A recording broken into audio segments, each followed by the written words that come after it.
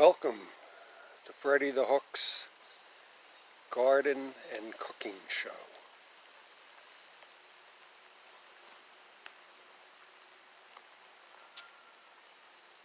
As you can see, we have many fine Roma tomatoes ripe for the plucking. I prefer to snip them off. We're going to gather a bunch and then process them. Alright, that should be a start. Keep the round ones for sandwiches. Process the rest. So, these tomatoes were grown without pesticides, so there's no reason to go through a big rigmarole with cleaning them. You'll need a cutting board and a large pot. These aromas, once the little cap comes off, there's really no waste. All you need to do is cut them into quarters and throw them in the pot. Okay, once all of the tomatoes are cut up, comes a very important step. You must smush them up. Smush them up good.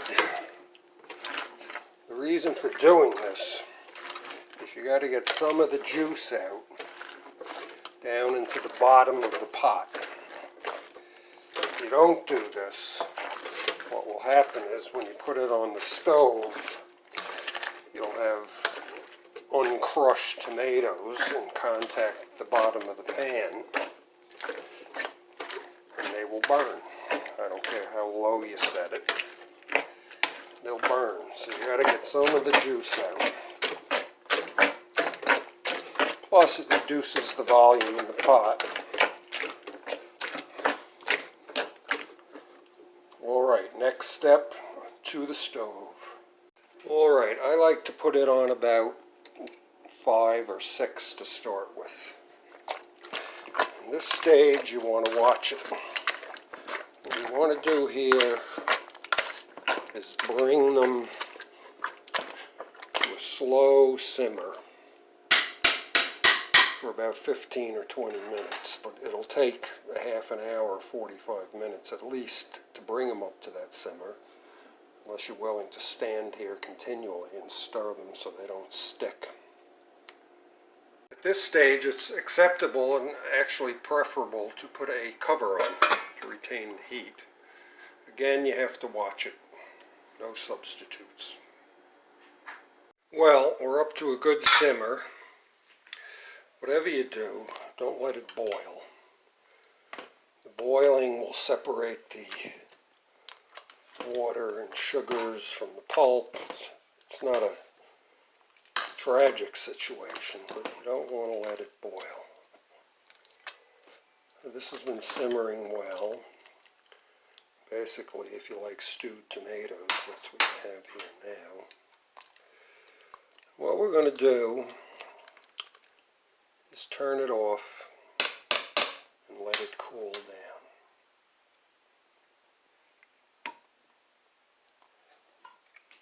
Put the top on. Take an hour or two to cool down. We'll be back. Alright, the tomatoes have sufficiently cooled. What we're going to do now is use this food mill to take all of the skins out. Fill it up with the tomatoes and turn this handle. It's hard to do with one hand. By turning this, the juice drips down below. You're left with nothing but skins and seeds. As you can see, it does quite a nice job. Takes all the pulp off. Still got quite a bit more. Takes a while, but effective. Some people just like to put it all in a food processor and grind up the skins, but I prefer not to. Once you're done with the milling, the skins and seeds will be returned to the garden for mulch, and you'll be left with a big pot of tomato juice. I will cook this for approximately 12 hours on low, 2 or so. We want to reduce it by about 2/3. Now, one alternative is to simply take the raw stewed tomatoes, allow them to cool completely, place in plastic bags and freeze, and then thaw, mill, and cook as needed during the course of the year. That does take up quite a bit of room in the freezer, however, and at this point my freezer is half full already, so I'm going to make a sauce, considerably reduce the volume, and we'll check in as the cooking progresses. It's now 7 o'clock. I decanted it into a smaller pot. So it's been cooking for 6 hours. I could bring the temperature up a little bit and quicken it up, but then you have to really be on it. I'll let it cook until I go to bed. Then tomorrow morning, turn it on for a few more hours. Starting to thicken up. But that's how you do it. From garden to stove. It's Freddy the Hook with your garden and cooking show. See you later.